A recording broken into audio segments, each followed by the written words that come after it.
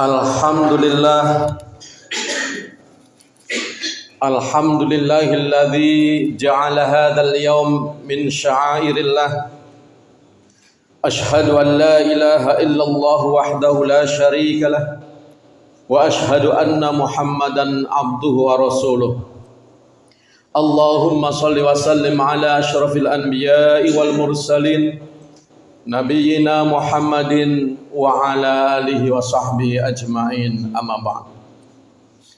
Faya ayyuhal muslimun, usikum wa iyaya bitaqwallah faqad fazal muttaqun. Wasma'u ma qala Allah ta'ala fil Qur'anil Karim.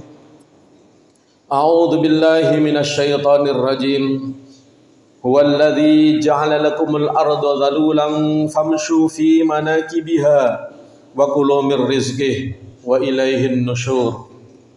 Wa qala Rasulullah sallallahu alaihi wasallam, la ya'tiyanna 'alan nasi zamanun la yubalil mar'u bima akhadhal malu am min halal am min haram. Shadaqallahul azim wa sadaqa rasuluhul karim. Hadirin kaum muslimin rahimakumullah, mengawali khutbah ini tidak lupa kami menyampaikan wasiat atau pesan khususnya untuk diri pribadi kami dan kepada kita sekalian. Marilah kita senantiasa terus berupaya meningkatkan ketakwaan kita kepada Allah dengan selalu berusaha menjalankan segala perintah-perintahnya dan berusaha menjauhi segala larangannya. Hadirin kaum muslimin rahimakumullah, mungkin belum banyak yang tahu bahwa pada hari ini, tepatnya tanggal 14 Oktober, itu merupakan hari, ada dua ini, ada hari standar dunia dan ada hari telur sedunia. Luar biasa sekarang ini, hari-hari itu macam-macam ya. Yang pertama, hari standar dunia itu yang dimaksudkan adalah bahwa ini diharapkan penduduk dunia meningkatkan kesadarannya tentang perlunya standarisasi produk secara global yang sangat penting bagi perekonomian dunia. Nah, kalau hari telur sedunia itu, kenapa diadakan hari telur? Itu ternyata telur merupakan salah satu zat makanan yang gizinya itu diakui sangat luar biasa, dibutuhkan oleh hampir seluruh kalangan umur manusia, mulai dari anak-anak hingga lansia. Itulah sebabnya ditetapkan sebagai hari telur sedunia. Mengingat kedua hari ini, yang pertama berkaitan dengan masalah perekonomian dunia, dan yang kedua juga berkaitan dengan masalah makanan kita manusia, maka pada kesempatan kali ini khotib ingin menyampaikan khutbah tentang rizki yang berkah.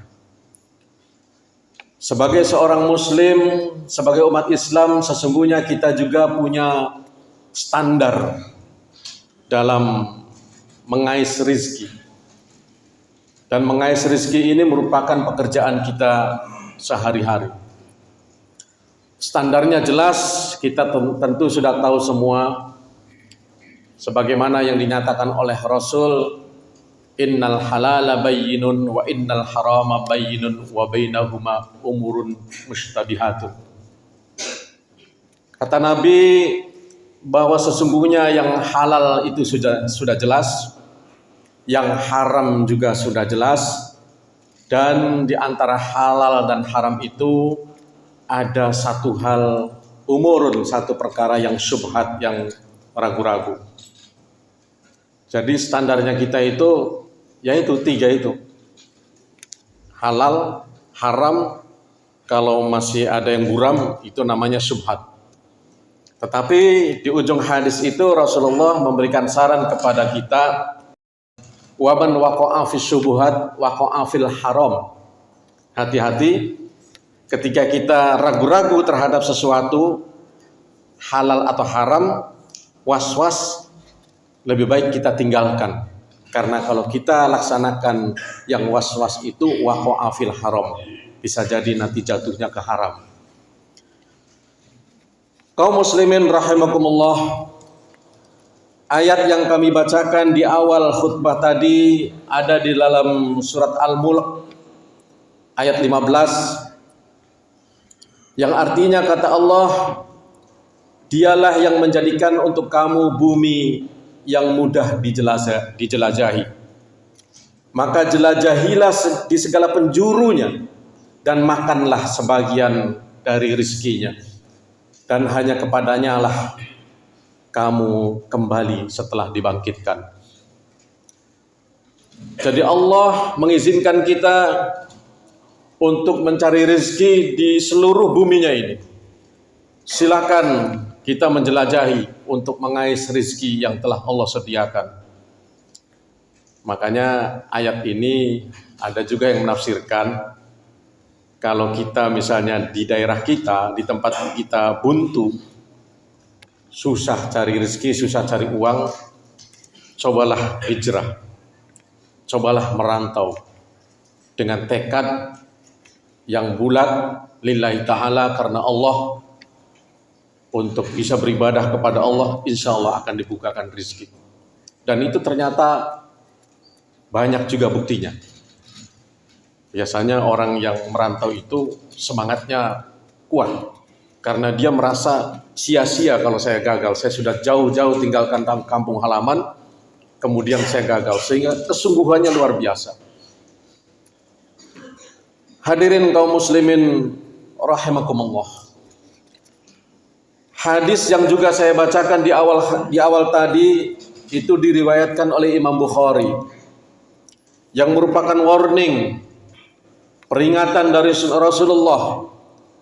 Kata Nabi, akan datang suatu masa pada umat manusia, mereka tidak lagi peduli dengan cara untuk mendapatkan harta. Dengan cara apa untuk mendapatkan hartanya?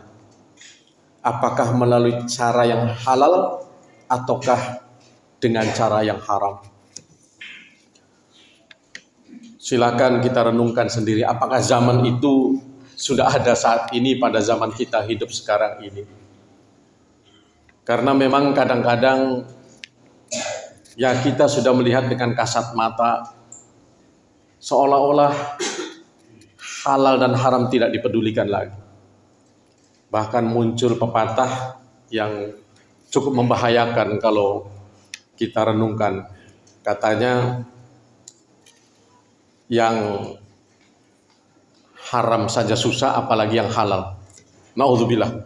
Itu kalimat-kalimat yang putus asa, seolah-olah yang halal sudah susah sekali sehingga kemudian melakukannya dengan cara yang haram.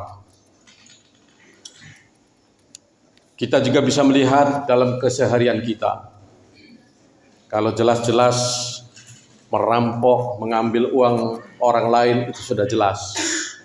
Tetapi ada juga sisi-sisi kehidupan dalam persaingan. Saya kadang sedih karena memang kita sedih. Kenapa? Karena kita belajar masalah ini dari kecil, tetapi dalam kenyataan di lingkungan kita kadang-kadang betul-betul sudah tidak peduli. Masuk pada satu institusi tertentu, menggunakan uang, kadang-kadang dianggap sudah biasa. Ya, sudah biasa. Menyuap sudah biasa, padahal bahaya itu. Kita punya uang dikumpulkan sedikit demi sedikit, halal uang kita. Mungkin hasil keuntungan dagang, hasil bertani, hasil gaji jadi PNS atau karyawan di perusahaan, kumpulkan sedikit-sedikit. Begitu memasukkan anaknya ke satu institusi tertentu, digunakanlah uang dengan cara menyuap. Bahkan ketika saya pernah tugas di Jakarta, itu ada yang bilang, wah kalau segitu sih 200 juta, 300 juta, segitu sih masih kecil. Na'udzubillah min dzalik. Seolah-olah itu tidak ada lagi hukumnya, bahwa itu dianggap sebagai modal. Padahal dalam hadis riwayat Ahmad, Rasulullah mengutuk, la'anan Nabi sallallahu alaihi wasallam ar-rashi wal murtashi war-ra'ish alladhi yamshu bainahuma. Kata Nabi, orang yang menyuap dan yang disuap dan perantaranya, biasanya ada perantaranya yang menghubungkannya, itu akan dilaknat oleh Rasulullah. Dalam hadis lain Rasulullah juga menyatakan, la'anallahu ar-rashi wal murtashi. Allah juga melaknat baik yang menyuap maupun yang disuap. Hadirin kaum muslimin rahimakumullah. Karena yang tadinya halal dikumpulkan sedikit demi sedikit kemudian masuk, dan dia akan memperoleh gaji secara rutin dari hasil suapnya itu, naudzubillah min dzalik, itu pasti akan dimakan. Dan Rasulullah menyampaikan dalam salah satu hadis riwayat Ahmad dan Ad-Darimi, kata Nabi, innahu la yadkhulul jannah lahmun nabata min sukhtin naru aw labih. Sesungguhnya tidak akan masuk surga daging yang tumbuh dari harta yang haram, neraka lebih pantas untuknya. Na'udzubillahi min dzalik. Tapi memang hadirin kaum muslimin rahimakumullah, mungkin yang patut kita renungkan adalah terkadang kita terjebak pada sistem. Seolah-olah ini sudah menjadi satu sistem yang harus dijalani. Sebenarnya kalau kita semua menyadari bahwa ini adalah bahaya, tentu mari kami mengajak kepada pemangku kepentingan, kepada seluruh pemimpin-pemimpin untuk bagaimana bisa sedikit demi sedikit merubah sistem ini. Kalau sistem ini terus dijalankan, ya mungkin sistemnya bagus, tetapi untuk menembak sistemnya itu agar masuk itu ada celah sehingga memudahkan orang melakukan hal seperti itu. Kaum muslimin rahimakumullah, ada pesan Nabi kepada hakim, ya nama seseorang. Wahai hakim, kata Nabi, sesungguhnya harta itu hijau lagi manis.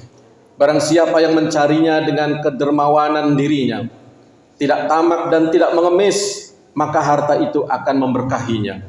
Namun barang siapa yang mencarinya untuk keserakahan, tidak akan memberkahinya. Seperti orang yang makan namun tidak pernah kenyang. Akhir daripada hadis itu, kata Nabi, al-yadul ulya khairun minal yadis sufla. Tangan yang di atas lebih baik daripada tangan yang di bawah. Untuk itulah mari kita berusaha agar rezeki kita ini bisa berkah. Yang pertama tentu dalam mencarinya ini kita harus benar-benar berusaha ke jalan yang halal. Karena kalau melihat rezeki itu setidaknya ada 3 hal yang perlu diperhatikan. Yang pertama zatnya, bendanya, kemudian cara memperolehnya, dan ketiga pemanfaatannya. Walaupun uang kita halal, tetapi kita belikan untuk hal-hal yang haram, minum-minuman keras, narkoba, dan sejenisnya, maka jadilah haram. Walaupun bendanya itu halal, Allah tidak melarang kita punya mobil, punya rumah, punya apapun yang halal-halal, tidak dilarang. Tetapi ketika hasil uangnya ini diperoleh dengan cara yang haram, naudzubillah, maka itu akan menjadi kotor harta kita. Pemanfaatannya juga, hadirin kaum muslimin rahimakumullah, untuk kebaikan uangnya halal, membeli barang yang halal, tetapi dimanfaatkan untuk dosa. Kita beli mobil, uang halal, mobil juga halal, tapi kemudian mobilnya digunakan misalnya untuk membunuh orang, merampok, jahat kepada orang. Na'udzubillah.